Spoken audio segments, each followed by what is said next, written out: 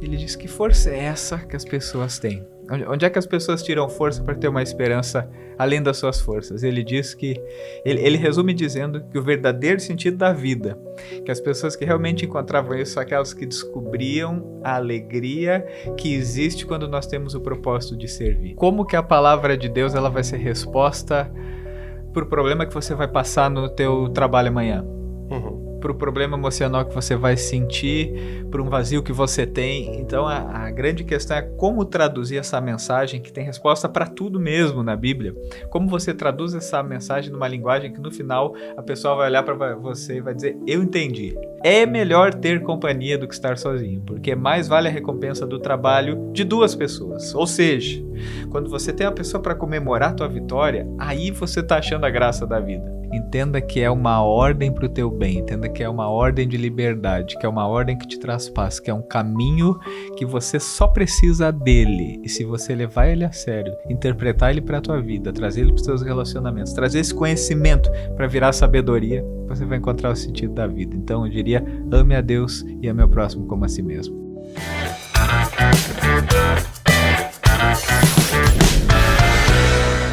Turma, esse episódio é um oferecimento dos nossos patrocinadores, que acreditam no poder da transformação e da inspiração. O Instituto Abassi, referência em saúde e emagrecimento. A JRD Construções, construindo sonhos com solidez. A Labiata Store, trazendo elegância e estilo para o dia a dia das mulheres. E a Big Pan, a primeira padaria 24 horas de Santa Catarina, sempre presente com você em todos os momentos. Juntos, eles fazem esse podcast acontecer. Agora vamos para o episódio e já vou pedir para você um favor. Clica aqui no botãozinho de curtir, de compartilhar, se inscreva no canal que vai ajudar essa mensagem a chegar para mais pessoas que precisam. Valeu, bora lá! Fé no futuro, poder no presente. Essa é uma das frases do nosso convidado de hoje. E eu vou ler um pouquinho dele para você entender quem que é a pessoa que está aqui na minha frente. Pastor há mais de 10 anos na comunidade Apóstolo Pedro em Jaraguá do Sul. Ele é professor de oratória na Faculdade de Teologia. Também é professor em um dos seus cursos de oratória, com mais de 300 pessoas já impactadas. Ele também tem um curso online sobre a jornada da vida, onde tem mais de 100 alunos neste curso.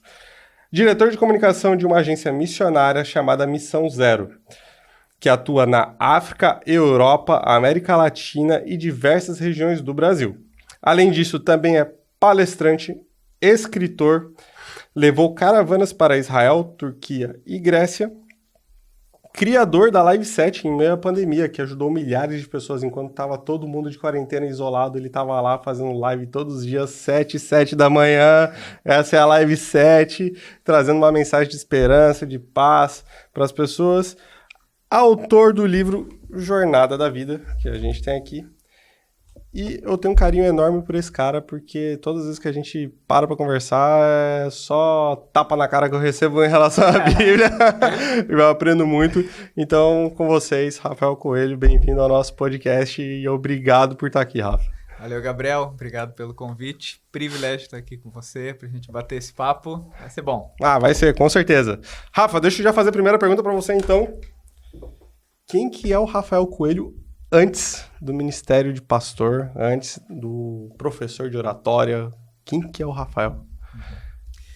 Bom, essa pergunta é aquela clássica que faz a gente refletir um pouco sobre a vida, mas o Rafael Coelho é alguém que foi encontrado por Deus e que a partir do que Deus fez na vida dele tem usado sua vida para servir as pessoas. Eu gosto muito de uma lição de um livro que eu li chamado Seja Útil. Mais para frente a gente pode falar um pouco sobre ele. Legal. Mas que faz a gente entender que todo o sentido da vida, tudo aquilo que a gente faz só tem sentido se fizer sentido para as outras pessoas. Então, eu entendo que sou alguém que precisa da graça de Deus e nessa descoberta de se colocar à disposição, muita coisa tem acontecido. Então, Rafael Coelho é esse cara que, além de tudo que faz, ele é um filho de Deus.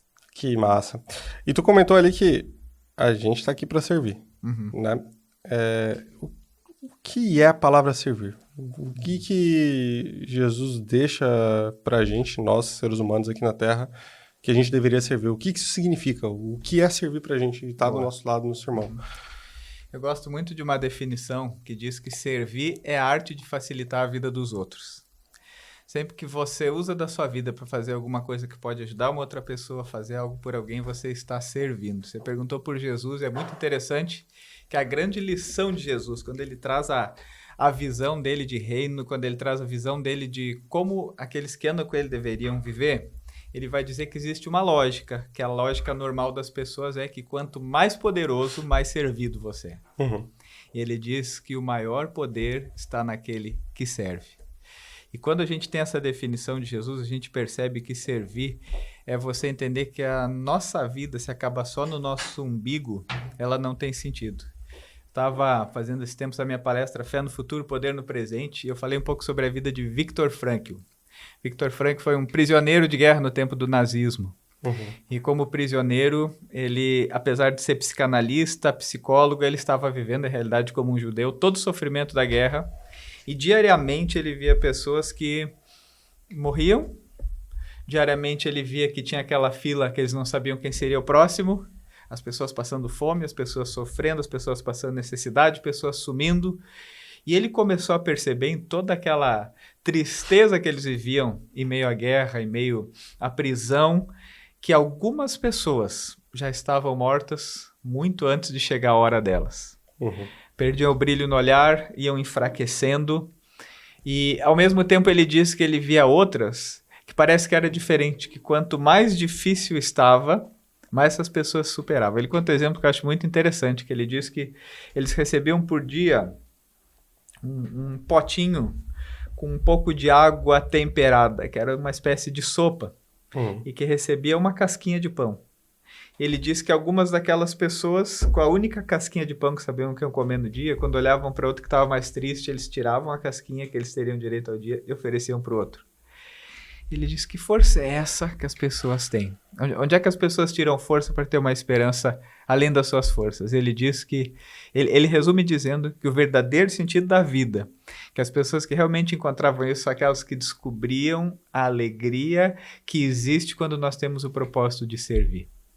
Que mesmo na dificuldade isso acontece. Para você ter ideia, ele saiu da prisão, ele sobreviveu ao Holocausto, ele sobreviveu a toda a questão da guerra e ele saiu com 25 quilos daquele lugar. E a partir disso ele escreveu um livro que é um clássico, Em Busca de Sentido, e ele é o pai da logoterapia, que é uma área dentro da psicologia muito famosa. Mas a gente começa a perceber assim uma coisa que é da nossa vida, Gabriel, que se a nossa vida termina no nosso umbigo, ela não serve. Sim. E eu quero falar mais, a gente vai bater mais para frente um papo sobre isso, mas então servir é quando você entende que a tua vida sempre tem esse objetivo de facilitar a vida dos outros, de fazer algo por alguém. E que ao mesmo tempo que você está fazendo o presente aqui, isso te dá uma força tremenda. Vou respirar aqui, mas depois eu quero contar uma história sobre isso. Não, mas está muito bom, se quiser continuar falando... Volta nessa pergunta daqui a pouco, eu tenho uma para te contar. Não, mas fechou.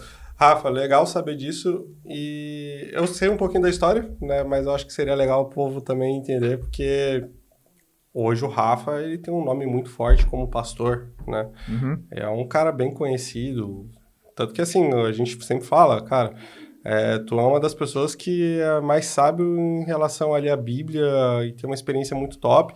Você foi para Israel, fez uma caravana com o pessoal lá e está... onde Jesus pisou, cara, deve ser uma coisa maravilhosa, muito né? Forte. É muito forte. Mas como que foi o início da vida do Rafael como pastor? Como que iniciou isso? Eu, desde muito cedo, eu sempre fui da área da comunicação, assim. Mesmo que eu não atuava, que eu ainda não tinha uma profissão na área da comunicação, eu tinha uma maneira de comunicar que eu percebi que eu tinha uma facilidade com isso. Sim. Sempre fui líder na escola, sempre fui líder nos grupos que eu participava, sempre tinha essa função de líder, muito pela maneira que eu conseguia comunicar com as pessoas. Então, isso era meio que um dom natural, assim. Mas nisso... Quando eu comecei a participar da igreja, comecei a me envolver mais na igreja, uma coisa que pegou para mim é que eu estava fazendo faculdade de jornalismo na época. Trabalhava na TV da universidade e tudo mais, trabalho voluntário ainda, bem no início da faculdade. Mas enquanto eu me preparava para o jornalismo, eu tinha uma questão que eu via e que eu sentia que não era o meu lugar. Só que entrava uma coisa na minha cabeça, que todo grupo de jovens praticamente que eu participava, todos tinham uma longa história na igreja. Todos estavam há muito tempo participando da igreja. E eu era o mais novo. Daí eu pensava, como que eu vou querer ser pastor para ensinar algo que eles escutam há 18 anos e que eu escuto há 1 ano? Não fazia muita lógica para mim, assim. Eu queria ser muito assertivo nisso, então eu continuava na faculdade de jornalismo, mas nisso as pessoas começaram a falar para mim, poxa, tu tem que ser pastor, tu tem que ser pastor. E aí na época eu disse assim, cara, para ser pastor eu tenho que ter a confirmação de Deus. E eu fui para uma conferência, quando eu entrei na conferência, assim, era num ginásio, assim. Quando eu entrei naquele ginásio, você passava pela entrada, lá na frente estava o palco, tinha as cadeiras e tinha aqueles estandes no lado esquerdo, assim. Na primeira estande que tinha livro para vender, o título do livro era Como Ouvir a Voz de Deus. E daí eu fui lá e comprei aquele livro, porque eu queria ouvir a voz de Deus para saber se era para mim ser pastor. Comprei aquele livro, comecei a ler, e o livro falava que para ouvir a voz de Deus você pode ouvir através de pessoas. Aí, ó, já começa a anotar aí, hein? Através de circunstâncias, através da palavra, através de experiências sobrenaturais e tinha uma quinta, através do bom senso. Comecei a ouvir aquilo ali, daí eu fui meio que pensando assim, bom, pessoas, se a pessoa simpatiza comigo e vê que eu falei lá na frente da igreja, da cabeça dela, você tem jeito para ser pastor, mas não necessariamente é Deus que está falando. Circunstâncias, eu posso interpretar do meu jeito. Se não for muito claro, eu posso interpretar do meu jeito. Bom senso, o que seria um bom senso no meu caso? Assim, não consegui. Daí eu comecei a orar e dizer, Deus, me dá uma palavra. Se é para eu ser pastor, me dá uma palavra. E tinha aquele devocionário Orando em Família, sabe? Sim. Que é uma mensagem por dia, para aqueles que estão nos ouvindo, o Orando em Família é um devocionário que todos os dias tem uma mensagem específica, com um título, um texto bíblico, uma história, uma reflexão e uma oração no final, para você ter uma mensagem por dia. Eu li Orando em Família naquele ano, fazia parte das minhas orações, dizer, Deus, confirma para mim se é para eu ser pastor ou não. Eu lembro que na época eu conversei com um pastor local, que era o meu pastor, e ele disse assim, olha, não vai vir um trovão do céu, Deus pode fazer, mas provavelmente não vai ser assim, você vai ter que escolher fazer a faculdade e ver se é isso aí. Escuta o conselho de pessoas sábias, pessoas importantes para você, mas é por aí. Mas eu estava com aquilo na cabeça, então chegou um dia, eu estava domingo, depois do culto, fui para casa, e sempre fazia aquela oração, Deus, fala comigo. Estava bem perto do vestibular já. Deus, fala comigo. Chegou na segunda de manhã, quando eu abri o devocionário, Orando em Família, estava escrito assim, é você mesmo que eu quero. E aí, uma resposta aí. E aí a história que contava era a história do profeta Jeremias, que falou para Deus, poxa, mas eu sou muito jovem. E Deus diz, é você que eu escolhi, vou colocar as minhas palavras na tua boca e você vai ser meu instrumento. E a historinha do devocionário, que era a reflexão do dia, contava de um garoto de recados, de um garoto que foi contratado numa empresa e o dono da empresa chamou ele e disse, você vai ser o meu garoto de recados. E disse, mas tem tanta gente com tanto tempo de empresa, por que eu? Ele disse, não, é você mesmo que eu escolhi, é você que eu quero para essa missão, que vai ser o meu porta-voz. E daí a reflexão embaixo no dia era, Deus está falando contigo, alguma coisa assim. Eu sei que passou aquilo ali e eu entendi, poxa, que confirmação de Deus. Só que de noite a galera se reuniu na segunda-feira para comemorar o aniversário de alguém e nas conversas começou a assuntar, porque no culto infantil isso, porque no ensino confirmatório aquilo, porque quando a gente era criança isso, quando a gente era adolescente aquilo, na igreja, no retiro e tal e tal.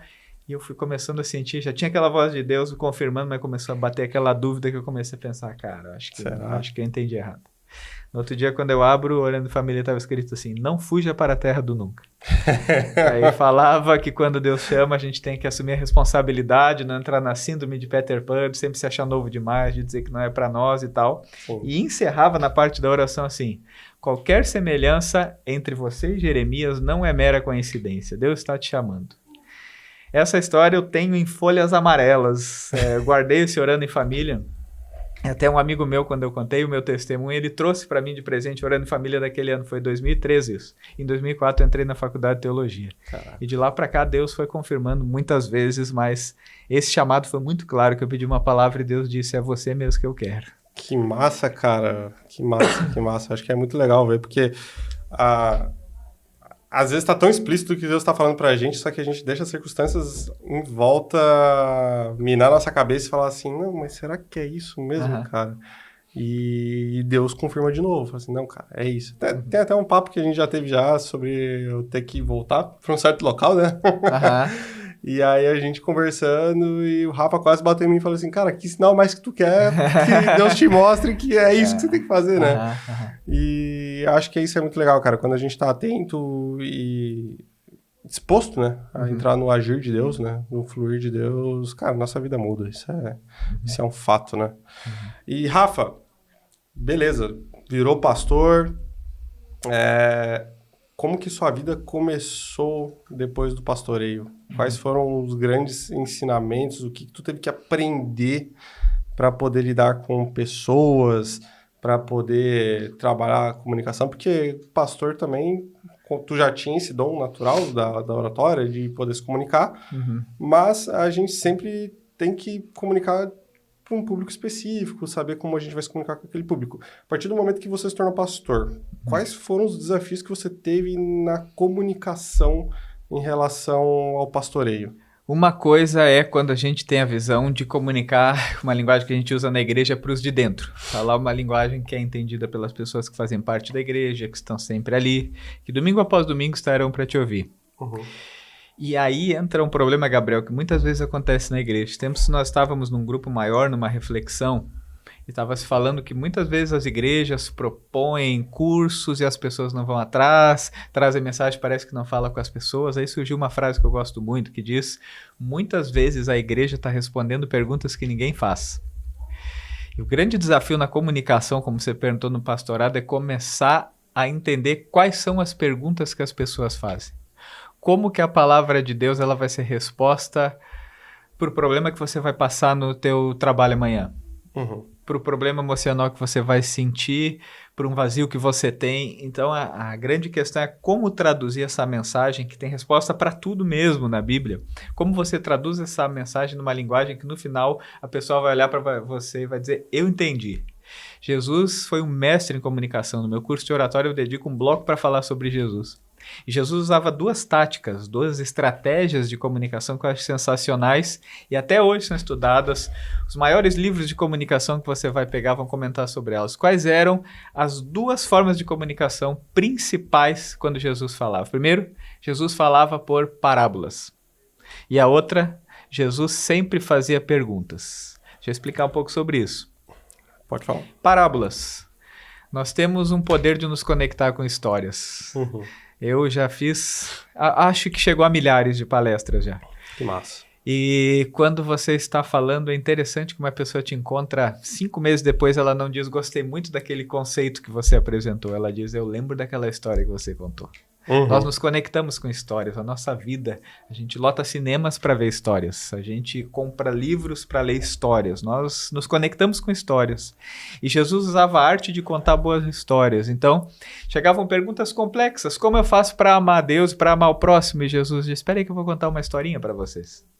Só que as historinhas de Jesus tinham um segredo. Que à medida que você ouvia as historinhas de Jesus, no início você começava a ouvir atento, prestando atenção, até que daqui a pouco, quando vinham os grandes dilemas existenciais, você percebia uma coisa. Ele está falando sobre mim. Então, a história chegava no âmago da pessoa de ser uma história que era pessoal, que mexia com ela, que ela se enxergava em um dos personagens. Você já teve essa sensação, provavelmente, vendo um filme que o mocinho morre. E você fica com uma tristeza que nem entende por quê. Que o casal não dá certo, daí você fica mal.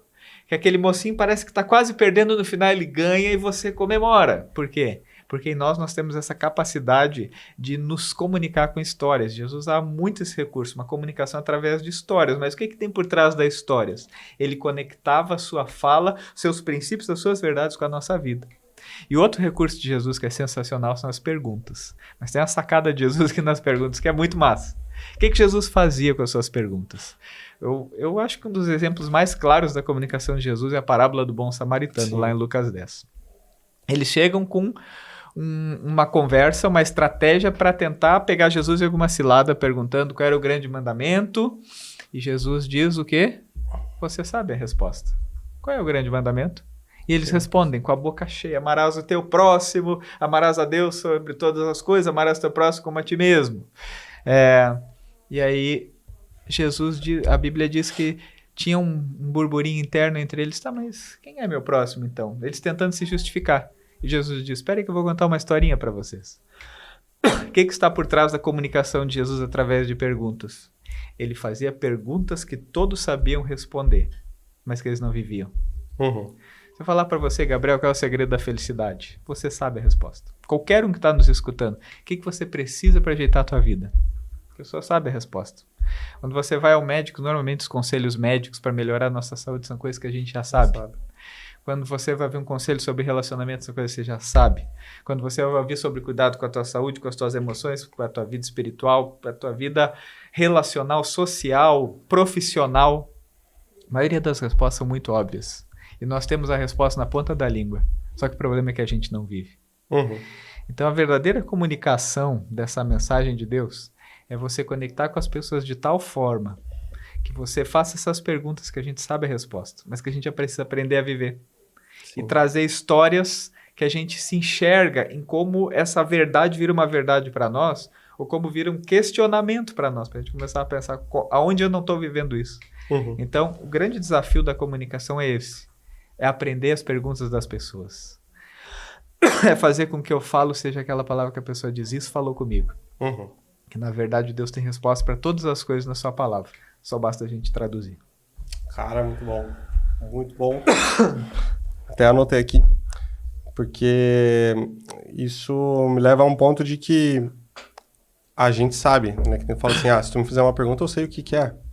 Mas vai um pouco do autoconhecimento da pessoa de querer ter uma ação. Né? Não só...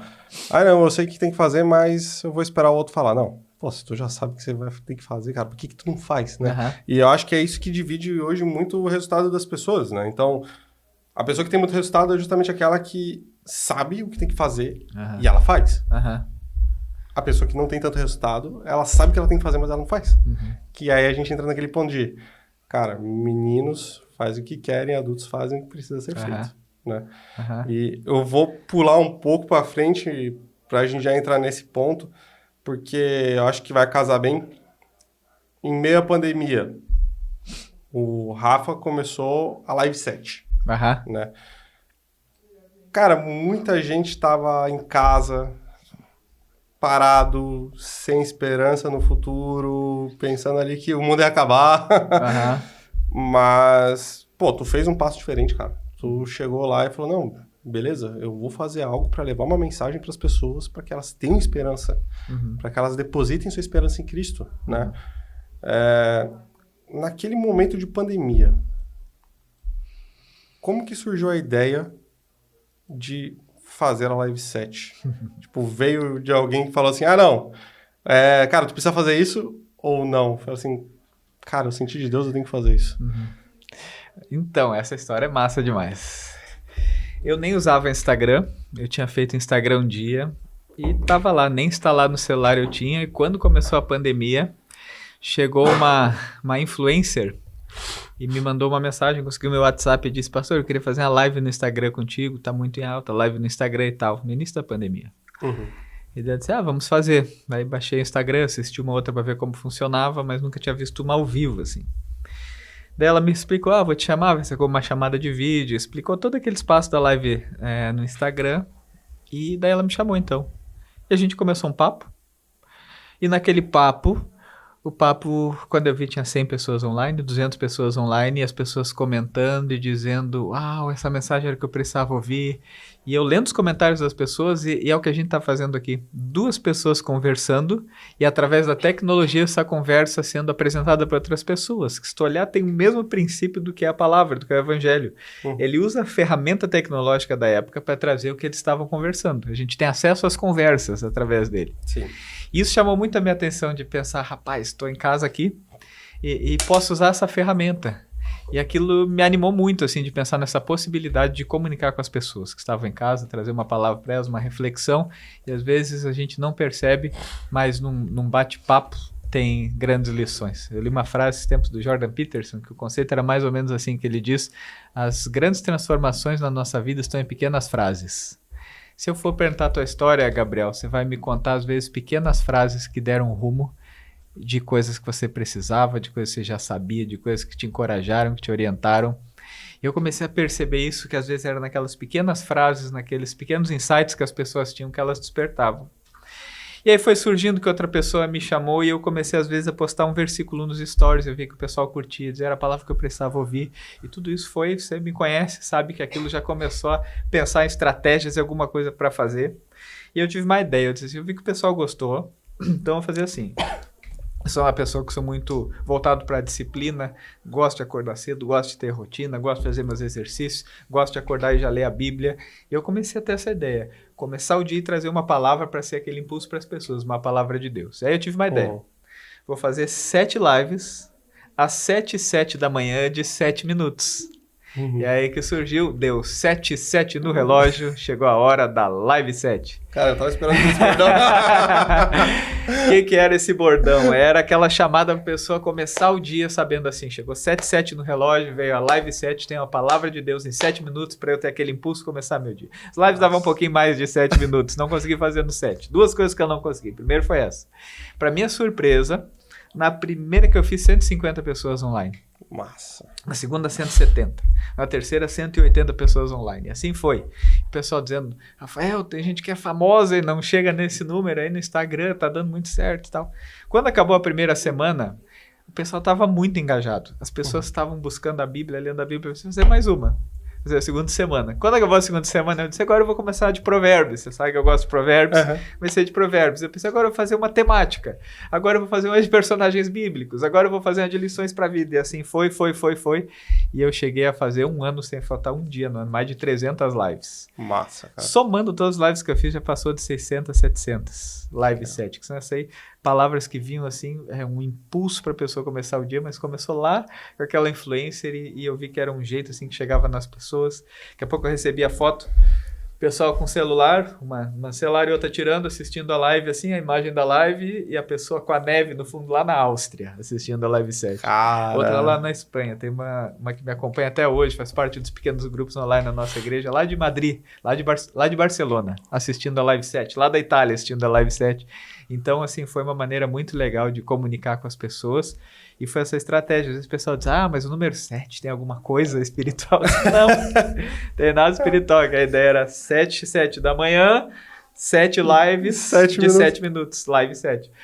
Que massa, cara. E é louco, né? Ver, assim, a que ponto chega a tua comunicação, né, cara? Tipo, não é só aqui na região. Tu conseguiu alcançar outras pessoas de outros países, né? Tipo... E tu levar a tua palavra até eles, pô. Sabe o negócio legal da live? Um dia eu recebo uma foto de uma empresa de Minas Gerais. E lá tava um telão assim, todos os funcionários da empresa sentados assistindo a live 7. Que o dono da empresa acompanhava lá. Eu não lembro do que era a empresa agora. Puxa, não lembro, mas... fabricavam móveis. E aí lá sentado, sei lá quantas pessoas assistindo a live 7. Outro dia, esse aí, um pessoal lá da nossa igreja, eles têm o CFC, Centro de Formação de Condutores. Todos os professores sentados assistindo a live 7 para começar o dia. Porque é uma ideia legal, né? Você começar o dia com a palavra de Deus começa diferente. Não, isso é um ponto muito importante, Rafa, porque eu vejo muito assim, existem muitos empreendedores cristãos, católicos, com lá que tá diferente, né? Acreditam em Cristo da mesma forma. Mas eu vejo também que, ao mesmo tempo, eles esquecem de colocar Deus no negócio deles. E tu acompanha, tu tem bastante contato com empresários, e depois eu quero entrar um pouco nessa questão, justamente pra gente falar sobre os cursos de oratória, que tu acaba fazendo com esses empresários, e também do teu livro. Mas, puxando esse gatilho que teve agora... Cara, é legal ver quando o empresário, ele junta a equipe toda dele, os colaboradores, para poder ver a palavra de Deus. E, na tua visão, quão importante você acha que é quando o empresário ele é cristão e ele tem que colocar Deus no controle de tudo? Porque tem empresário que não coloca, fala assim, não, empresa é uma coisa, a minha... Nossa, até fugiu a palavra, a minha religião é outra, né? Qual a importância do empresário sempre colocar Deus no centro disso tudo? Tanto para ele, quanto para os funcionários dele, fazer com que a empresa ela caminhe com Deus. Eu gosto muito, eu vou um pouco longe, mas eu volto. Não, fica à vontade. Pega essa. Já vou até anotar. Eu estava ouvindo um podcast, quem era? não lembro quem era, mas daí eles estavam falando que é um senso comum. A diferença entre sabedoria e conhecimento. Você já ouviu falar essa? Já. Sabedoria é... Não, conhecimento é você saber que um tomate ele é uma fruta, mas sabedoria é você não colocar ele numa salada de fruta. Diferença em sabedoria e conhecimento. Conhecimento, eu sei que tomate é uma fruta. Sabedoria é não colocar o tomate na salada de frutas. Isso nos ensina uma verdade para a nossa vida. As pessoas hoje em dia elas buscam muito por conhecimento, mas às vezes falta sabedoria. Muitas vezes as pessoas tratam esse tomate da sua fé como um conhecimento ou que elas não sabem a hora de encaixar, e às vezes torna uma coisa desagradável, deselegante, uma pressão desnecessária que não combina às vezes com quem a pessoa é e com a religião que ela tem, vamos usar assim. Mas por outro lado, o passo da sabedoria é quando você entende assim, os princípios de Deus são princípios para a vida de todas as pessoas. Os princípios de Deus são princípios que, se você levar eles a sério, você nem precisa acreditar na existência de Deus, mas você vai perceber em tudo que esses princípios regulam a vida, regulam os relacionamentos e nos ajudam a viver melhor. Então, quando um empresário quer o melhor para as pessoas que são seus funcionários, que é o melhor para a sua empresa e que leva essa vida com Deus, ele não está agora colocando um chip novo. Ele está trazendo quem ele é e aquilo que são valores importantes para constituir um ser humano. Tem um empresário, um grande empresário amigo meu, que eu incentivei muito ele a levar todos os cabeças da empresa dele para um treinamento cristão. E ele voltou dizendo assim, Rafael, porque eu sei que se eles levam a sério esses princípios cristãos, eu ganhei um funcionário que busca excelência, que tem caráter, que se dedica, que vai servir, que vai parar de olhar tanto para o umbigo dele, vai ter um projeto maior que ele mesmo. Então, esses são princípios de valores que eu acho muito importante. É que nem eu disse assim, por que o exemplo que eu disse que eu ia longe e ia voltar? Porque é uma coisa você dizer, domingo eu escuto uma mensagem na igreja que ela é muito importante, mas na segunda-feira eu guardo ela na gaveta. Exato. Aí você perdeu. É você entender como que eu uso com sabedoria para colocar essa mensagem, para colocar essa verdade nos princípios que vão reger a nossa empresa, mas que mais do que isso vão reger seres humanos. Deus tem aberto muitas portas para mim, uma delas é falar em empresas. Eu tenho ido muito, você quer falar mais sobre isso depois, Com certeza. Não, mas já pode engatar aí. Mas uma coisa que chamou a minha atenção é que eu comecei a ouvir que o pessoal falava que a minha comunicação tinha uma comunicação daquilo que eu falei, de mexer nas perguntas que as pessoas faziam. E eu comecei a receber, primeiro de uma forma mais espaçada, alguns convites para estar em empresas trazendo uma mensagem. E às vezes era uma mensagem, apesar de ter o princípio bíblico, mas trazendo esses valores da vida, da excelência, de como nos forma como seres humanos, que na verdade tem Deus em toda essa história, mas enfim, comecei a receber esses convites.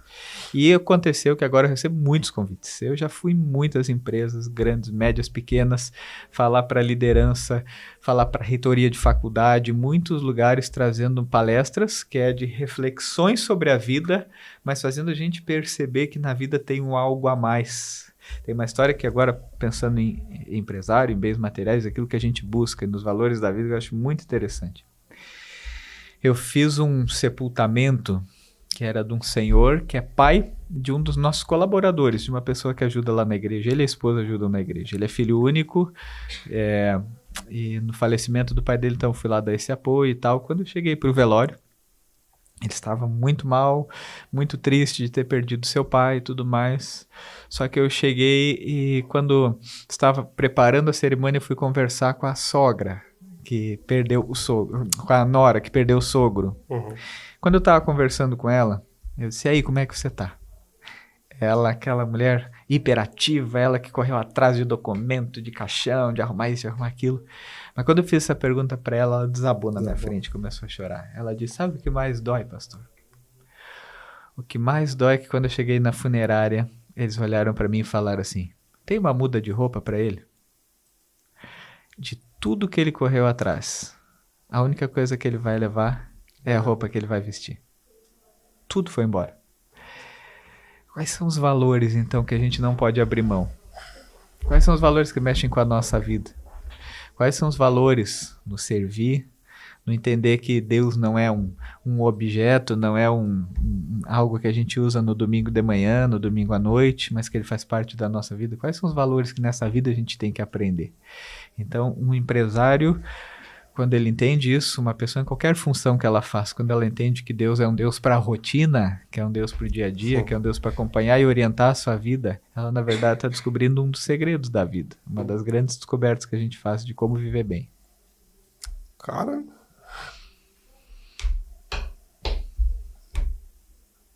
Fiquei sem palavras agora, cara. Que é muito legal, assim... Como que eu posso dizer? A gente tem o hábito de sempre querer bens materiais. E aí tu trouxe um ponto que... Pô, no final da vida o cara só levou uma muda de roupa. E a gente só tem duas certezas nessa vida, né? A primeira é que a gente nasce. E a segunda é que a gente morre. Fato. E... A gente foi criado naquele âmbito de querer as coisas. E querer coisas não é ruim. Né? Não é mal eu desejar o dinheiro. O problema é o que eu faço com ele. Né? Tipo, eu tô louvando a Deus ou eu tô louvando o dinheiro? Né? E chegar no final da vida, o legado que tu tem, às vezes não foi ajudando as pessoas, foi tendo um ego próprio, não... Pô, acaba sendo ruim, né? Acaba sendo chato. Sabe, é um dos textos preferidos que eu tenho na Bíblia, o texto famoso de Eclesiastes 4.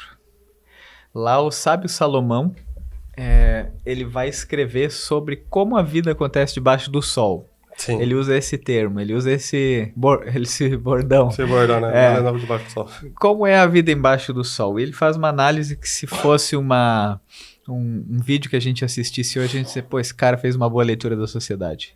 Ele pega um personagem, ele diz assim, eu vi uma coisa absurda debaixo do sol. Ele pega e coloca assim. Havia um homem totalmente solitário, não tinha filhos, não tinha irmãos, trabalhava sem parar e nem sequer conseguia se satisfazer com aquelas riquezas e não perguntava para que estou trabalhando tanto, por que razão deixo de me divertir. Ele diz, isso é um trabalho por demais ingrato. Olha o retrato que ele faz, ele diz, existia um homem rodeado de pessoas correndo atrás de algo que ele não sabia por que ele corria, que ele não sabia para que ele fazia, que ele nunca estava satisfeito e que apesar de estar rodeado de pessoas, ele era extremamente solitário. E ele diz, que vida ingrata, que vida absurda, você ter a possibilidade de viver para isso. Ele diz assim, é melhor ter companhia do que estar sozinho, porque mais vale a recompensa do trabalho de duas pessoas. Ou seja, quando você tem uma pessoa para comemorar a tua vitória, aí você está achando a graça da vida. Daí ele diz, se um cai, o outro ajuda a levantar. Mas pobre daquele que cai, não tem ninguém que o levante. O que ele diz? Na vida ter companhias, e aqui é companhias, não pensa só no relacionamento homem-mulher, aqui é companhia, você tem uma vida com pessoas que estão ao teu lado, uma vida de relacionamentos saudáveis. Ele diz, você tem alguém que te ajuda a levantar um presente da vida que você não pode perder quando você vive. Ele diz mais, ele diz assim que essa mesma pessoa sozinha ela passa frio, mas que duas juntas conseguem se manter aquecido. E isso no tempo que Salomão escreve, nas peregrinações desérticas, as pessoas, aquilo que a gente faz, dormia mais pertinho do outro para se aquecer no meio do deserto, calor de dia, frio de noite. E ele ainda encerra dizendo, um homem sozinho pode ser vencido facilmente. Mas dois já conseguem defender-se. Aquela velha historinha que a gente pega um graveto, você quebra ele fácil. Pega 10 gravetos, já é difícil de quebrar. E ele fecha esse texto de sabedoria dizendo, um cordão de 3 dobras não se rompe com facilidade. Ou seja, relacionamentos saudáveis e vida com Deus é a maior força que nós temos. Saul virou inimigo de Davi e ele queria matar Davi. Mas tem uma hora que a Bíblia diz que quando Saul viu que a sua filha Mical amava Davi e que Deus estava com ele, ele passou a temê-lo ainda mais. Sabe o que ele percebeu? Rapaz, esse homem tem Deus na vida dele, tem bons relacionamentos, esse cara é imbatível. E se você olhar para a vida das pessoas, uma pessoa com uma vida relacional saudável, um relacionamento com Deus saudável, ela tem uma força tremenda.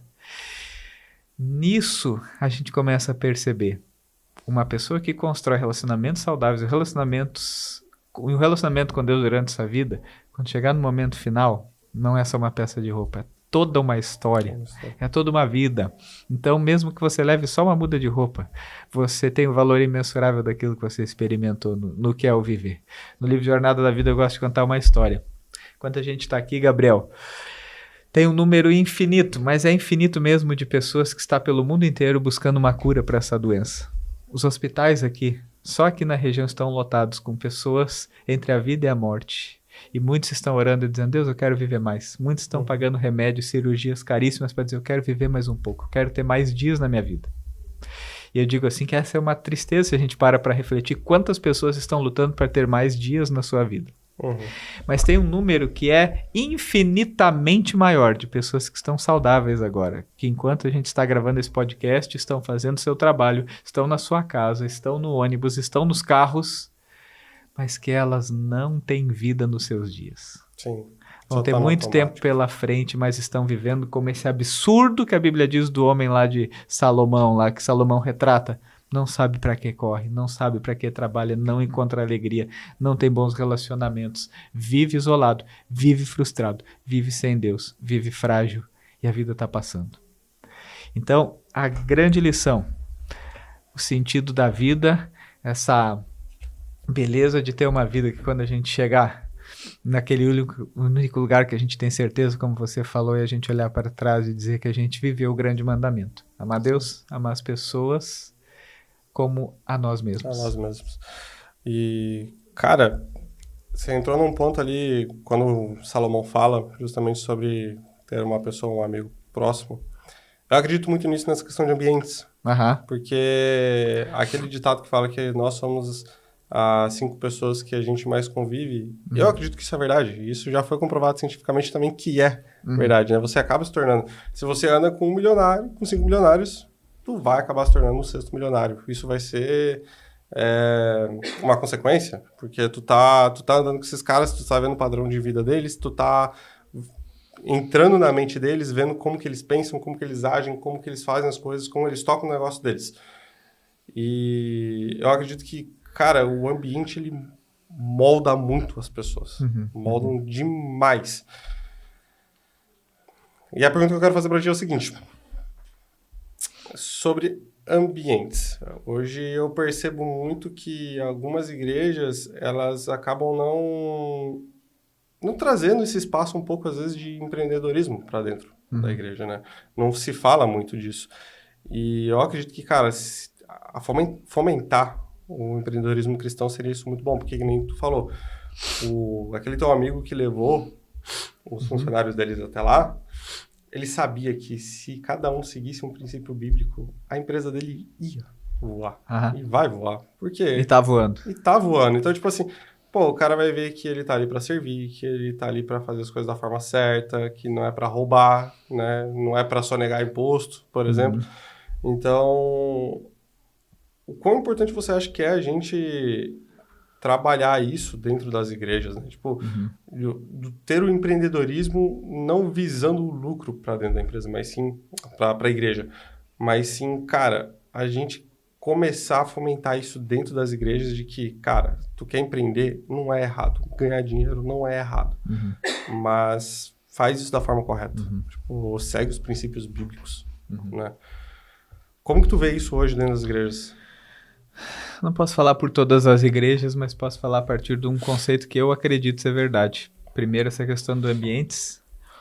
Tem uma coisa que é muito interessante que a gente às vezes não percebe. Quando está no contexto da ceia, que tem um texto que Paulo está falando sobre ceia para a igreja de Corinto. Corinto era uma cidade urbana do seu tempo, muito movimentada, então as pessoas tinham um ritmo de vida urbano para o contexto da época, mas era uma cidade movimentada. E naquele contexto, então, o fruto das reuniões era que Paulo escreve meio que exortando aquelas pessoas sobre o tipo de ceia que eles estavam fazendo. Ceia, um ato de unidade dos cristãos, um ato de viver esse sacrifício de Jesus, de fazer uma reflexão pessoal. Só que ele diz que aquele lugar, se você olhar na Bíblia em 1 Coríntios 11, diz assim, as suas reuniões fazem mais mal do que bem. Ele está dizendo, não combina com o que é um ambiente de Deus. Que nesse lugar faz mais mal do que bem. Por quê? Porque as pessoas vêm, comem, não se preocupam com os outros, cada um vem para se alimentar e vai embora, mais ou menos. Estou resumindo, mas ele vai falando isso assim sobre a ceia, convida de novo para se examinar a si mesmo. Então, por que eu estou trazendo essa história? Porque nesse ambiente, a gente percebe assim quando tem uma desconexão. A vida com Deus faz as pessoas só olhar para Deus para o seu umbigo nesse contexto. E o que isso resulta num ambiente tóxico? E muitas vezes, talvez em muitas igrejas, como você falou de igrejas, mas em muitos desses ambientes você vai ver assim que a questão maior nesse ambiente é que faz mais mal do que bem, se torna ambiente tóxico. Qual é o ambiente de saúde? É quando a partir de Deus você pensa em servir, você pensa nas outras pessoas, você pensa em se examinar e a partir da transformação que Deus faz na tua vida, isso você traduz para as outras pessoas, pensa nas outras pessoas, serve as outras pessoas, vira criativo em fazer um negócio, fazer tudo que você faz em bem, não somente você mesmo. Aí entra o empreendedorismo. O que acontece aqui? Esse mesmo amigo meu, ele falou o seguinte, tempos eu e ele, a gente estava num papo muito cabeça, eu disse, o que é uma preocupação que você tem? Ele disse, minha preocupação é que eu não posso errar. Porque quando eu olho para os 200 pessoas, tem 200 famílias por trás, tem 200 respostas de oração que um dia falaram, eu preciso de um emprego, eu preciso de um sustento, e o nosso negócio traz isso para essas pessoas. A partir da nossa empresa, nós somos uma bênção para a cidade. Eu discipulo um médico. Esse médico todo dia ele senta diante de pessoas que talvez o empreendedorismo dele não é o que ele vai criar, mas é essa maneira que ele usa daquilo que Deus deu de dom para ele, criar um ambiente que a partir do exercício da reflexão de fazer o melhor para aquela pessoa, ele pegar e se dedicar para aquilo e poder ser esperança e resposta de oração para tantas pessoas que passam na frente dele. Tem uma história muito famosa que é Lutero e o sapateiro, que diz que um sapateiro faz uma pergunta para Lutero. Senhor Lutero, como eu posso servir a Deus sendo um sapateiro? Eu sei fazer sapato. E Lutero diz para ele, faça o melhor sapato que você conseguir e venda por um preço justo. Assim você vai estar servindo a Deus. Quando você usa da excelência, dos dons que Deus te deu, e faz desses ambientes de empreendedorismo, de maneiras de que você pensa muito além do seu umbigo, de que você cresce nos negócios, de que você acha solução para problemas, de que você acha uma maneira de empregar pessoas, você está sendo uma resposta de Deus para servir a sociedade. Quando você consegue conectar isso com a sua vida, quando você consegue conectar isso com as pessoas que estão envolvidas contigo, você chega nessas respostas de que vale muito a pena a gente investir nisso. Você perguntou assim, nós investimos muito em fazer com que os nossos professores sejam professores que façam boas aulas e que sejam professores que dão notas justas. Que os nossos empresários sejam muito empreendedores e que eles pensem no cuidado das pessoas que trabalham com eles. Que os nossos médicos sejam excelentes médicos, não negligenciem os seus horários. Então, a excelência, a busca por aquilo que fazer o melhor é a maneira que nós temos uma sociedade que vai servir a Deus. Imagina a potência de uma realidade dessa quando as pessoas têm essa consciência para fazer alguma coisa. Nossa, estaria voando. É isso aí. Muito massa. Rafa, passando um pouquinho pro livro, como que surgiu, cara, essa ideia de fazer um livro e virar escritor, depois de toda essa bagagem como pastor, oratória e voando na comunicação, veio o livro. E aí, como que veio essa ideia de vir o livro, cara? Escrever um livro. Eu nunca usei essa analogia, mas vou usar aqui. O livro talvez é o fruto de tudo que foi nutrido nessa árvore. Nossa. Ele só foi um fruto que caiu. E um fruto, quando ele cai, se ele cai no tempo certo, ele é alimento para as outras pessoas. Eu entendo que o livro foi esse tipo de resposta. Eu fazia live set, depois desse longo período de live set, teve um casal que eu fiz o casamento deles, eles trabalham na área de marketing. A gente sentou para conversar, disse, Rafael, você tem um potencial muito grande, essa tua mensagem tem que ir adiante, não pode só ficar nas lives. Lives muito importantes, tem seu papel, mas cria um curso online. Então a gente montou um curso, fiz um curso, eu não queria entrar muito nessa de divulgação, naquela época não estava muito assim, então nós temos só 5 dias de lançamento, quem entrava ali entrou. Depois a gente abriu mais uma vez, mas bem agora. Mas na época então que eu fiz, então em 5 dias teve 97 alunos. Mas hoje está o curso aberto ainda? O curso pelo link consegue se inscrever ainda, para assistir às aulas, né? Que na época tinha todo um acompanhamento presencial não, é um acompanhamento em tempo real, mas hoje então seriam as aulas, mas são módulos muito bons, tem bem mais conteúdo que o livro eu tive que condensar. E se a pessoa quiser encontrar esse curso, ele encontra onde? Esse curso daí é num link que eu posso disponibilizar depois nas redes sociais aí, certo? Boa. Mas então a gente estava conversando e ela disse, vamos montar um curso? Ela disse, esse é o conteúdo. E ela começou a trabalhar comigo. Qual é o conceito? Eu fiquei pensando, olha, são reflexões sobre a vida. E ela foi ajudando também. E realmente são muitas histórias de vida. Na pandemia se criou muitas histórias emocionantes de como mexeu com a vida das pessoas, de como aproveitar essa história, por exemplo, esse conceito que eu te falei das pessoas que estão lutando para ter mais dias na vida, mas na verdade tem muito mais pessoas que não encontram vida nos seus dias. Esses conceitos foram surgindo nisso, então a gente pensou que todo o meu tema tinha muito a ver com uma jornada da vida, que essa era a minha pegada. Esse era o conteúdo que estava ali. Então se criou esse curso Jornada da Vida e lá estava o curso. E quando eu fui em uma caravana, aconteceu que também ficou conhecido o curso. Enfim, eu vou resumir essa parte, mas em resumo eu estive em contato com uma pessoa que fazia esse trabalho da construção do livro, que ia me ajudar com isso, e daí nós desenvolvemos então Jornada da Vida, Aprendizados e Reflexões, que veio... Não posso dizer que veio do curso, porque veio das lives, porque veio das experiências, porque veio de toda a minha bagagem de acompanhar pessoas, de ouvir pessoas, de refletir da palavra sobre o que é a vida, sobre como trazer respostas para as perguntas que as pessoas fazem. E aí vem e surge o livro Jornada da Vida, Aprendizados e Reflexões. Que se você pegar esse livro, ele faz a gente ter essa visão que a nossa vida é uma grande jornada, é um termo que eu gosto de usar. A vida é uma grande jornada. E tem uma frase que é de Benjamin Disraeli, que essa frase está no livro. Cortella usa muito essa frase, que ele diz, a vida pode até ser curta, mas ela não pode ser pequena. A vida é uma grande jornada. E como que a gente aproveita melhor essa jornada? São respostas que eu tento trazer no livro. O que é a vida? Como é o nosso tempo? Nossa vida tem um check-in, check-out. Check-in, check-out, que eu ia comentar também disso aí. Nossa vida tem tudo a ver com conviver bem. Uma frase de Clóvis de Barros, viver bem é conviver bem. Isso faz parte da vida. Na nossa vida nós passamos por sofrimentos. Na nossa vida a gente lida com luto. Na nossa vida a gente tem que aprender que às vezes não é onde a gente chega, mas é tudo que a gente vive faz parte dessa jornada. Tanto que nos agradecimentos, para resumir, os agradecimentos, sempre a gente fica... O que eu boto nos agradecimentos? Eu resolvi colocar uma frase que é: o que é mais importante? A jornada ou a chegada? A chegada. O mais importante é a companhia. Obrigado a todos que fazem parte dessa jornada, porque essa é a construção.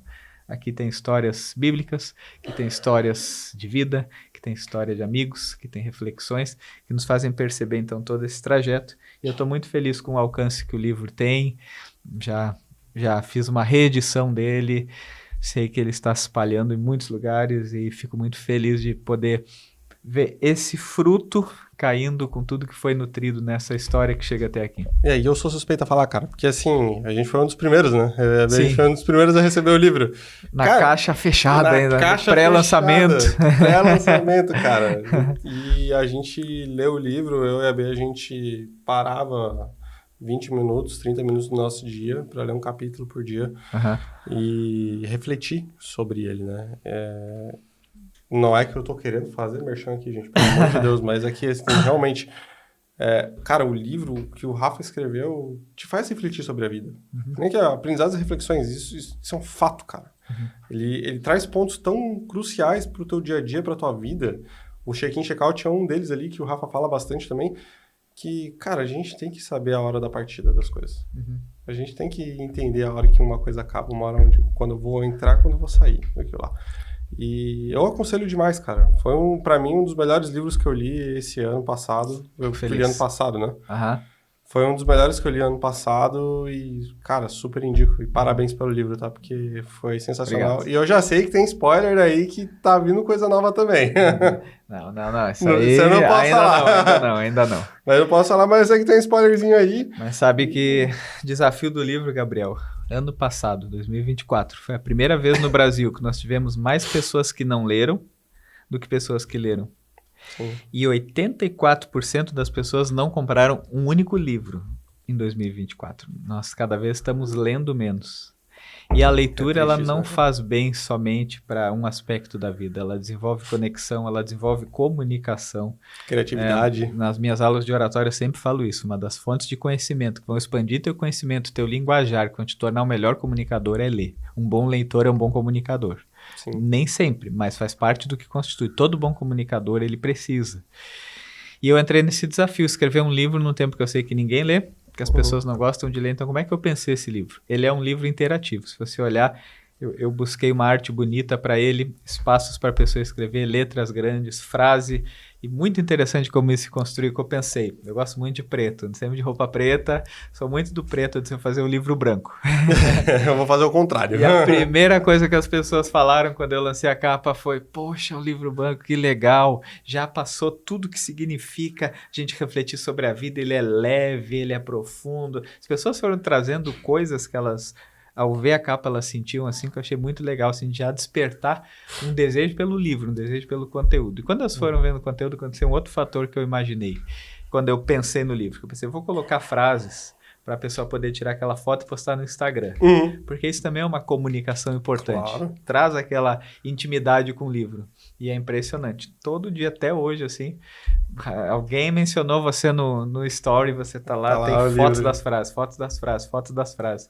As pessoas falam muito dos exercícios, que também eu coloquei, para a pessoa também ter aquela assim, não tô só lendo conteúdo, tô absorvendo conteúdo para minha vida. E é diferente também, né? Quando coloca um exercício, eu particularmente eu gosto, né, dos livros que eu tenho hoje lá, e eu tô lendo um agora que é Os Padrões da Alta Performance, do Joel J, com os ensinamentos ali do Napoleão Hill, né? E, cara, eu gosto muito desse tipo de livro, como é o teu, que tem um capítulo, a gente tem a história explicando o que tá acontecendo, só que tu tem a atividade pra fazer ali depois, porque isso é um meio de você, cara, ter aquilo pra ti, né? Tipo, não, beleza, eu vou mudar de vida. Né? E uma das coisas que eu mais gostei do livro é justamente isso. A gente tem aquele momento da palavra, onde o Rafa vai lá, faz a gente refletir, mas, além disso, tem sim uma atividade que você tem que fazer para poder aderir isso de vez na sua vida. Porque não adianta, aquela coisa assim, eu posso absorver tudo isso, mas do que me adianta absorver se eu não consigo jogar para fora? Cara, é um conhecimento vazio, não tô usando, né? E, mais uma vez, assim, cara, eu dou os parabéns porque para mim, velho, um baita livro e eu indico demais. Entrando nesse ponto do livro, quantos livros o Rafa lê por mês? Eu sei que você lê bastante. E o quão isso ajuda no teu dia a dia? Eu não sei agora te falar por mês quantos eu leio, assim. Mas do ano passado, quanto que foi? Do ano passado, eu não lembro os números agora. Peraí que acho que eu tenho isso aqui no Instagram, quantos livros eu li. Mas eu não lembro esse número. Eu já vou fazer uma competição com o Rafa já. Minha meta esse ano era ler 20, já tô no 11º já. Peraí, agora que eu lembrei. Tem bloco de notas aqui que eu coloco o número de livros. Alguém falou pra mim, anota quantos livros você já leu. Eu nunca fazia isso, mas livros 2025. Até agora eu já li 12 livros. Olha aí, eu tô quase parando já, cara. Ano passado, livros 2024, ano passado eu li 25 livros, mais a Bíblia, que daí 26. Que eu faço um plano de ler toda a Bíblia uma vez por ano inteira, então 26. Uns 2 livros por mês aí. Massa, cara. Um pouquinho mais. E isso te ajuda muito no dia a dia? Muito. Uma coisa que eu percebo, até na minha comunicação, nas palestras que eu faço, nas conversas que eu tenho, quando eu tô lendo, eu tô muito mais... Vem reflexões, ideias, resoluções de uma maneira muito mais rápida. E uma mania que eu tenho quando eu faço mentorias de oratória. Na minha mentoria de oratória eu faço no meu escritório. Aí fica eu sentado de frente para a pessoa, como a gente está aqui tá a minha biblioteca. Eu tô falando com a pessoa, daqui a pouco ela traz um negócio da vida dela, eu olho para cá, puxo esse livro e digo, aqui diz isso. Então isso fica muito forte, assim. É como a gente...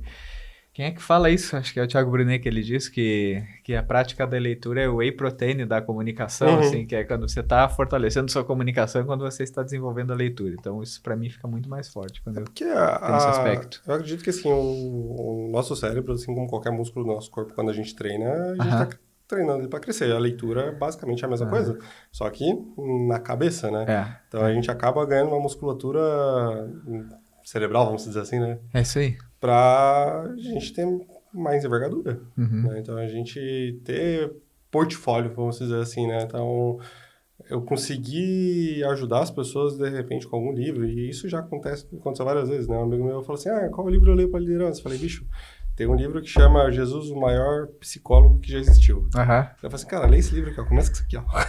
Já vai. Vai entender, tipo, tu vai ver como que tu deve se comportar como um líder, né?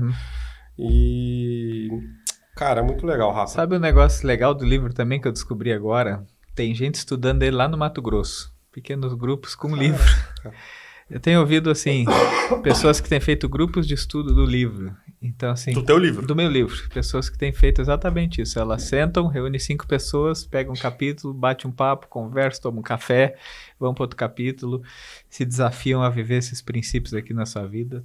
Tô bem feliz com esse resultado. Isso é massa, né, cara? Porque daí tu muito legal. Além da potência que tu tem nas redes sociais, tu também tem outros meios de comunicação, que isso aqui não deixa de ser um. Né? Com certeza. E tá levando uma mensagem que Deus mandou tu levar, né? Isso é muito massa. Ô, Rafa, e sobre a tua vida agora, pessoal? Eu sei que tu é corredor. A atividade física, eu entendo que é uma das coisas mais importantes que a gente tem que ter na nossa vida, né? Claro, eu tô tirando agora a parte, né, Deus, porque isso aí é o essencial, é tudo, né? Mas atividade física é uma das coisas mais importantes que a gente tem que ter e cuidar, né? Uma das coisas ali que o Joel fala muito é saúde, família, trabalho, né? Não inverter a ordem, porque se eu tenho saúde, eu consigo sustentar a minha família e eu consigo sustentar meu trabalho. Se a minha saúde estiver precária, eu não vou ter emocional, pode ser física, mental, espiritual. Alguma hora eu vou ceder na família, não vou dar alguma atenção, ou não vou conseguir dar aquele suporte, ou no trabalho eu vou ir mal, né? E eu vejo que a tua rotina hoje, cara, é muito pegada. Pelo amor de Deus, cara. Eu vejo toda história de um dia tá num lugar, outro dia tá no outro e tá fazendo as coisas. Mas tudo sempre pra correr. Pelo menos uma vez no dia. Pera aí que tem mais coisa aí. Vou deixar tu completar, depois eu falo. Mas, cara, como que é essa rotina do Rafa, cara, com o esporte, de querer conciliar isso? Eu sei que tem o futebol também. Como tu consegue conciliar tudo, né? Tanto a parte de pastor, quanto a parte da vida pessoal, que tu tem que cuidar dessa parte mental, que tem que estudar, tem que se capacitar, mas tem a parte esportiva também, que tu tem que ir lá e treinar e estar bem fisicamente. Como tu consegue conciliar isso tudo? Vamos lá. Eu vou começar por uma pergunta que eu abri uma mensagem que eu fiz no grupo de jovens, que eles pediram para falar sobre disciplina, que eles falaram, fala sobre disciplina, que é a tua cara falar sobre disciplina, eles falaram, que é muito Rafael Coelho falar sobre disciplina. E eu comecei falando uma pergunta, por que eu sou tão disciplinado? A resposta, porque eu não era, e eu colhi os frutos disso. Em 2014 eu passei por um burnout. Estava nessa vida frenética, indo para tudo que é lado. Estava fazendo uma palestra num congresso no Espírito Santo. E quando eu entrei no avião, eu caí num choro. Eu não sou uma pessoa que chora com facilidade. E eu caí num choro de soluçar dentro do avião, não sabia o que estava acontecendo. Voltei para casa, cheguei em casa, no outro dia, não quis sair de casa. Fiquei deitado chorando. Sei que passou alguns dias assim, não demorei muito a ir buscar ajuda, logo fui para uma psicóloga e quando eu cheguei na frente dela, ela disse para mim, você tem se alimentado bem? Eu disse, não. Você tem dormido bem? Não. Você tem praticado atividade física? Não. Você tem feito coisas que você gosta? Não. Você tem aproveitado o tempo com pessoas? Não. Ela disse, se você falasse 3 não desse, eu já estava preocupado. Você falou 5 que eu te perguntei. E ela disse, você está num burnout. Em 2014 nós falávamos nessa palavra. Sim. Mas aí ela disse assim, eu gosto muito do exemplo nesse mesmo período, olha a importância do livro. Chegou em minhas mãos um livro chamado Andando com o Tanque Vazio, de Wayne Cordeiro, que é um pastor que teve burnout. Que ele diz, o exemplo é muito simples, que ele diz, o que é andar com um tanque vazio? É a semelhança de um tanque de combustível, que muitas vezes o que acontece? A gente consome demais e abastece de menos. O resultado é que você anda com o tanque vazio. Uma vez um primo meu que era mecânico, eu pedi para ele escrever um texto para mim sobre andar com o tanque vazio, que eu ia fazer uma palestra sobre isso. Quais são as consequências do tanque vazio? Mas usa uma linguagem simples, não usa uma linguagem de mecânica. Usa uma linguagem que uma criança e um adolescente entendem. Ele diz, olha, todo carro tem um tanque. E normalmente quando você anda só com o tanque vazio, só na reserva, você acumula sujeiras nesse tanque, sujeira do próprio combustível. E eles assim, se você anda muito na reserva, as sujeiras do tanque é elas que vão passando pro carro. Porque ela vai pegando da rapa, como diz aquela história, né? Vai pegando a rapa. O que acontece? Uma hora dá uma pane no carro. Você pensa, o que aconteceu com o meu carro? Foi consequência de andar com o tanque vazio. Acumula sujeiras. Quando você percebe, ele tá bugando porque você não está abastecendo. Você não tem a experiência de ser cheio. A gente vive numa sociedade cansada. A gente vive com pessoas, como diz Byung-Chul Han, no seu livro A Sociedade do Cansaço, que 10 da manhã está bocejando. E eu comecei a perceber que eu estava extremamente cansado porque eu estava com o tanque vazio. Não. Ou seja, eu nunca abastecia.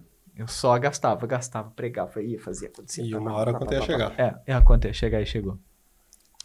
Quando, então, em 2015, eu me mudei para Jaraguá do Sul, a primeira coisa que eu disse é prioridade cuidar desses 5 pontos. Tem que ter tempo na minha agenda para isso. Jesus nunca andava com tanque vazio. E ele tinha muito mais coisa que eu. Tem uma palavra em Marcos, capítulo 1, versículo 35, que é muito interessante. Jesus está curando até a madrugada, expulsando demônios. A Bíblia diz que ele vai até a madrugada trabalhando. Mas que quando ainda é madrugada, daí não a madrugada da noite, mas de manhã cedo, ainda escuro, Jesus saiu por um monte e foi orar.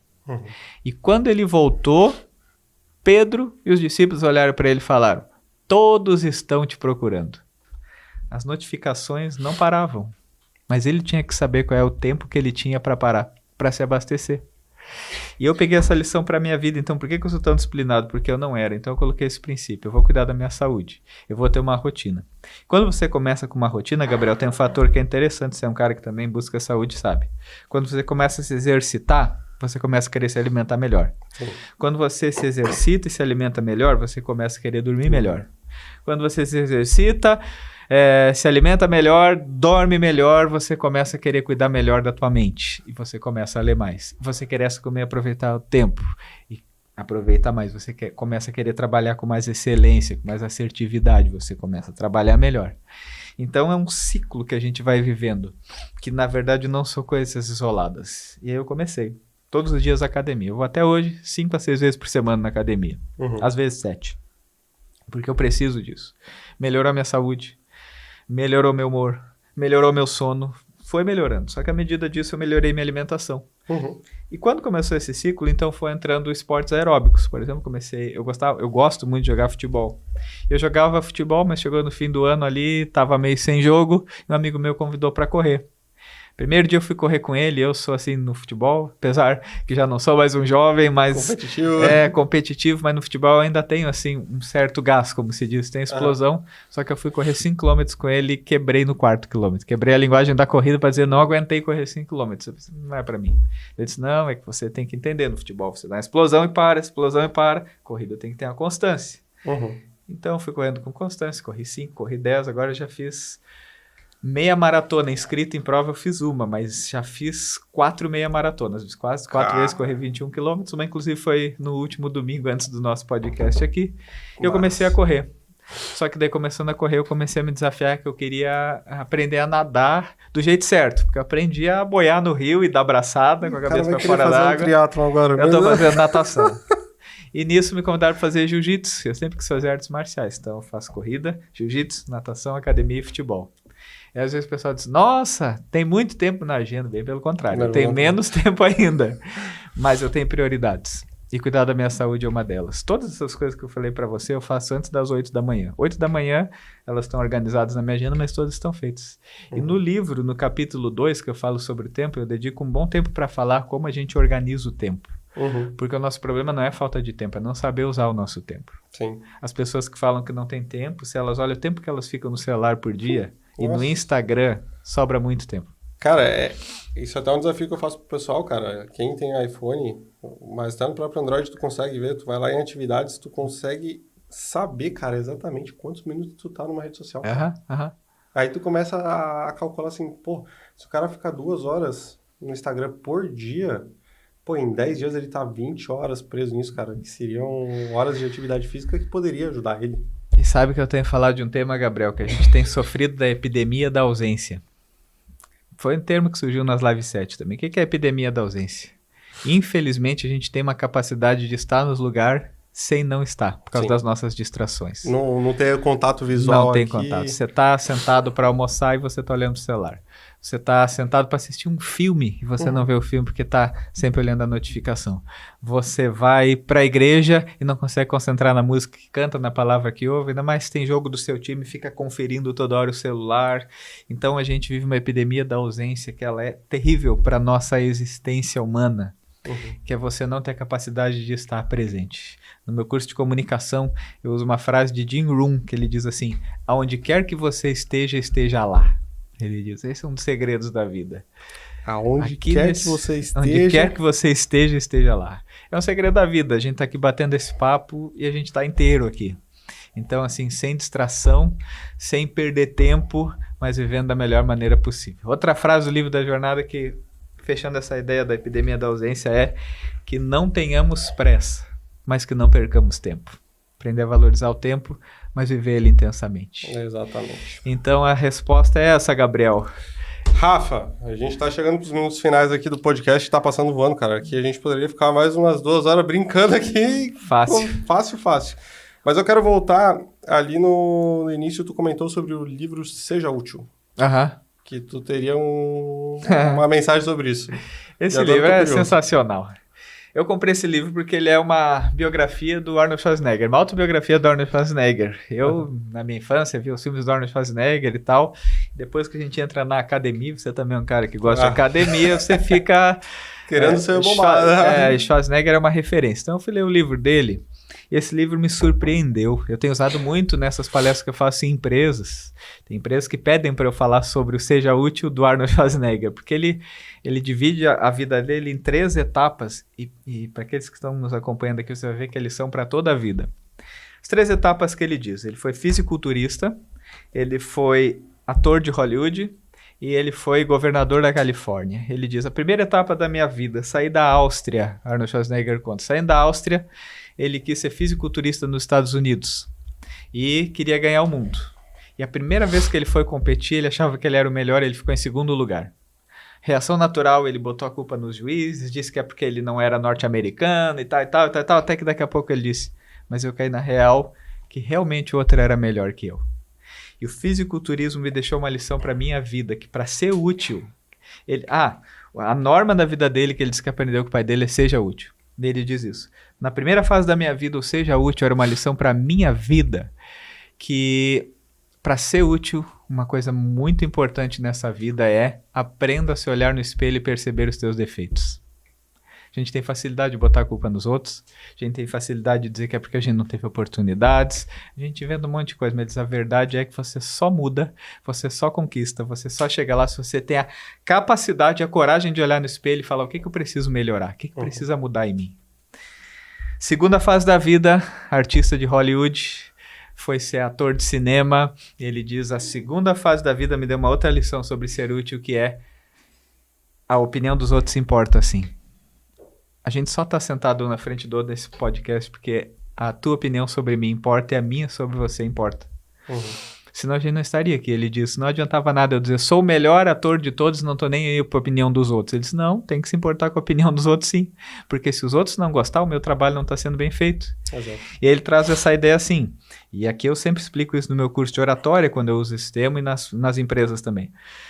Uma coisa é a opinião dos outros te paralisar. Aí sim você não tem que se importar com a opinião dos outros. Mas a outra coisa é você pensar que você consegue viver independente das outras pessoas. Nós vivemos em interdependência. Temos uma dependência, mas estamos interligados. Então ele diz, na segunda fase da vida, o que eu aprendi é a opinião dos outros importa. O que eu faço tem que fazer o outro rir, o que eu faço tem que emocionar o outro, o que eu faço tem que ser importante para o outro. Esse é o verdadeiro sucesso do meu trabalho.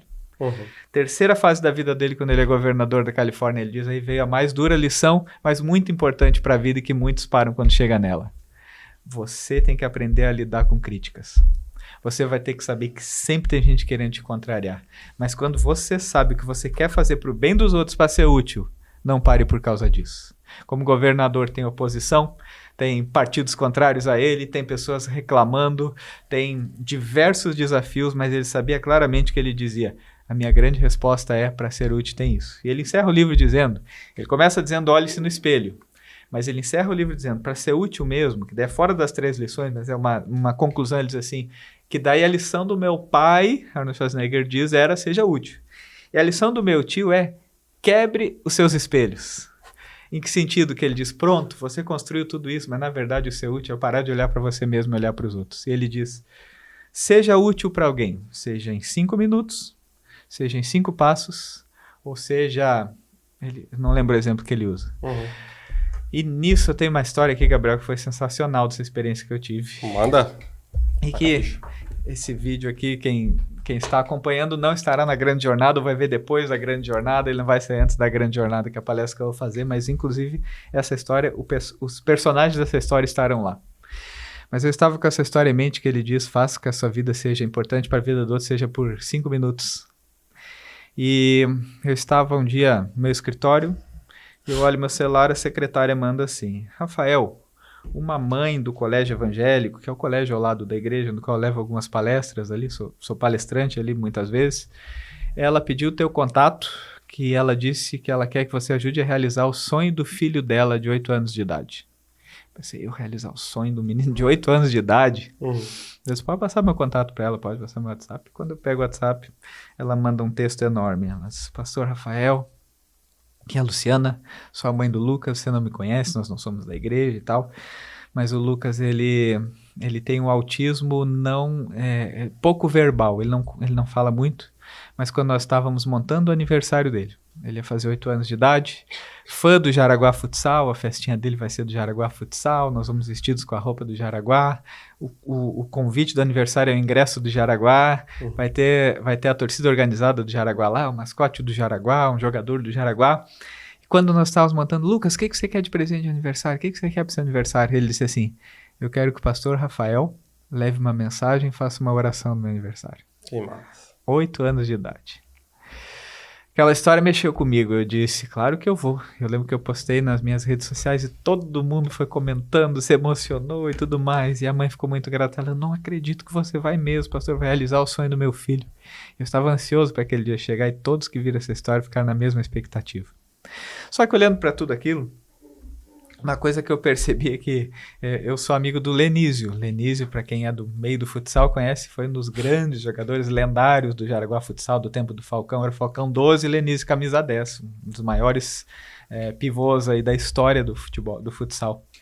E eu tinha uma amizade com o Lenísio, e eu pensei, eu vou levar o Lenísio junto. Daí eu falei, Lenísio, vamos no aniversário? E ele, vamos. Só que daí ele olhou pra gente e ele disse, Rafa, bem nessa data a gente vai estar jogando lá em Joaçaba. Ele era da equipe técnica ali do Jaraguá, já aposentado. Daí eu disse assim, então vamos fazer o seguinte, grava um vídeo pro Lucas. Ele pegou um celular assim e fez um vídeo de 30 segundos. Oi Lucas, tudo bem? Aqui quem fala é o Lenísio. Tô passando aqui para desejar feliz aniversário para você. Você é um menino muito querido, muito especial. Todas as bênçãos na tua vida. Tchau, beijo. 30 segundos. 30 segundos, Gabriel. Eu botei aquele celular no bolso, chegou no dia do aniversário, chego na festa, a primeira coisa que surpreendeu todo mundo, que vem o Lucas correndo, no meio de todo mundo, quando eu entro, me abraça. Eu olhei, tinha aquelas pessoas ao meu redor, todo mundo emocionado, assim, já eu emocionado, dizer, cara, que coisa linda isso aqui. Festa seguiu e chegou o momento, então, para eu levar a mensagem pro Lucas, a gente orar pelo aniversário dele, e quando a gente tá ali, preparando tudo, eu disse, Lucas, antes de trazer a mensagem para você, eu queria que você olhasse aqui um vídeo que um amigo meu fez para você. Ele é fã do... o detalhe é que ele era fã do Lenísio também. Que massa! E ele assistiu o vídeo assim, esse vídeo tem até no meu Instagram lá. E tá ele assistindo o vídeo assim, do meu lado, e eu vejo que ele começa assim. E quando eu vejo, ele tá em lágrimas. Quando eu levanto um pouco a cabeça, todos os convidados chorando, emocionados com aquela cena. E aí a mãe dele, emocionada, olha pra eles assim, gostou, Lucas? Gostou do vídeo? E ele deu uma gargalhada, tão feliz assim. E todo mundo que estava emocionado com ele naquela hora também levantou e riu junto, assim, com aquele sorriso de alívio, de emoção, de uma coisa bonita que a gente estava vivendo. Eu entrei no carro com aquela experiência sobrenatural, assim. Eu fiquei pensando, 30 segundos. 30 segundos que ele parou, foi presente na vida de alguém, fez algo por um menino e que marcou a vida do menino, da família, de todos que estavam ali, provavelmente para a vida inteira. E que vão falar por muito tempo. Ele viu meu vídeo lá no Instagram, a gente se encontrou na academia, o Lenísio. emocionado, disse pra mim, sabe, Rafa, no passado eu perdi meu pai. E desde lá eu tenho pensado que a gente não pode perder tempo. A gente tem que fazer coisas na vida que fazem a vida valer a pena. E aí quando esse livro Seja Útil nos dá essa lição, eu lembro que às vezes a vida nos pede 30 segundos para olhar para alguém, para mandar uma mensagem, para pedir um perdão, para pagar um café, para recolher uma sujeira, para lavar uma louça, para atravessar uma rua. Às vezes ela vai nos pedir 5 passos para sentar mais perto de alguém, para soltar o celular, para às vezes usar o celular, mas a gente tem que estar atento para fazer com que a nossa vida valha a pena, que temos que olhar no espelho e perceber os nossos defeitos, temos que ter uma vida que importa para os outros, temos que aprender a lidar com as críticas e principalmente quebrar os espelhos para saber que às vezes a vida nos pede 5 minutos, 5 segundos e quando a gente está vivendo esses momentos, a gente vê que a vida vale a pena. Cara, que lição, hein? Não, meu Deus do céu, nem vou fazer a pergunta final agora, pô. Cara, que lição, cara. Mas é verdade, cara. Às vezes, pra gente mudar o rumo da história de alguém e fazer diferença, cara, é 30 segundos, cara. E às vezes a gente acha não, é pouco tempo, não. Mas pra alguém que valoriza aquilo vai ser muito. Tipo, vai mudar o rumo da história dele, pô. Rafa, deixa eu te fazer a última pergunta. E... antes, né, da gente encerrar,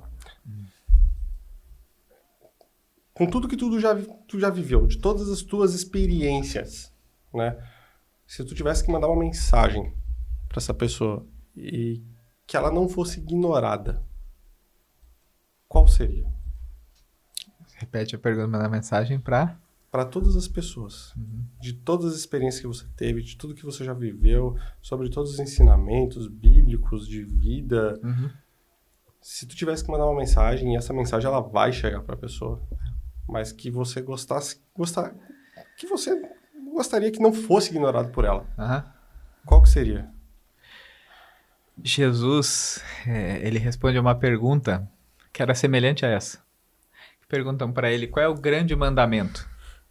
Ou seja, qual é o recado que resume tudo? A resposta de Jesus o grande mandamento é amarás o Senhor teu Deus de todo o teu coração, de toda a tua alma, de todo o teu entendimento e amarás o teu próximo como a ti mesmo. O que é esse recado para as pessoas? Mandamento não é prisão, mandamento não é proibição, mandamento é liberdade. Nossa verdadeira liberdade. A gente vai encontrar o verdadeiro sentido da vida quando a gente ama a Deus, quando a gente ama as pessoas. E esse amor também é reflexo do amor próprio, do amor a si mesmo. Então, meu grande recado que eu deixaria para as pessoas entenda que é uma ordem para o teu bem, entenda que é uma ordem de liberdade, que é uma ordem que te traz paz, que é um caminho que você só precisa dele. E se você levar ele a sério, interpretar ele para a tua vida, trazer ele para os teus relacionamentos, trazer esse conhecimento para virar sabedoria, você vai encontrar o sentido da vida. Então, eu diria, ame a Deus e ame ao próximo como a si mesmo. A gente não precisa nem falar mais nada, né? Que lição que foi isso aqui hoje, né? Pelo amor de Deus. Eu falei pra vocês, cara, todas as vezes que a gente senta pra conversar aqui, cara, é uma aula. A gente conversa muito e eu sou muito grato pela sua vida, Rafa, de ter conhecido. Da mesma maneira, Gabriel. Os nossos papos sempre são bons demais, a nossa amizade é boa demais. Com desses presentes da jornada. É o presente da jornada da vida, né? Com certeza. E, Rafa, para quem quer te acompanhar, te seguir, saber um pouco mais sobre o teu curso, saber sobre o próprio evento que vai rolar agora do Jornada da Vida, se vai ter vai ter rolado. Vai ter rolado, mas os próximos se vai rolar mais. Como que eles fazem para te encontrar? Pode acompanhar nas redes sociais, Instagram, rafael.jcoelho. Rafael.jcoelho. É isso aí. Perfeito. Rafa, mais uma vez, muito obrigado pela presença. Muito bom esse papo contigo, é sempre um prazer conversar contigo. E você que está aí assistindo a gente e gostou da mensagem com o Rafa e sabe que tem um amigo seu que precisa dessa mensagem, manda agora para ele, compartilha, se inscreve no nosso canal, porque eu tenho certeza que pode ajudar muito essas pessoas e também vai ajudar a gente aqui com o crescimento do canal para poder chegar em outras pessoas. Fechou? Esse é mais um BF Talks e a gente agradece a companhia de vocês até aqui. Valeu! Valeu!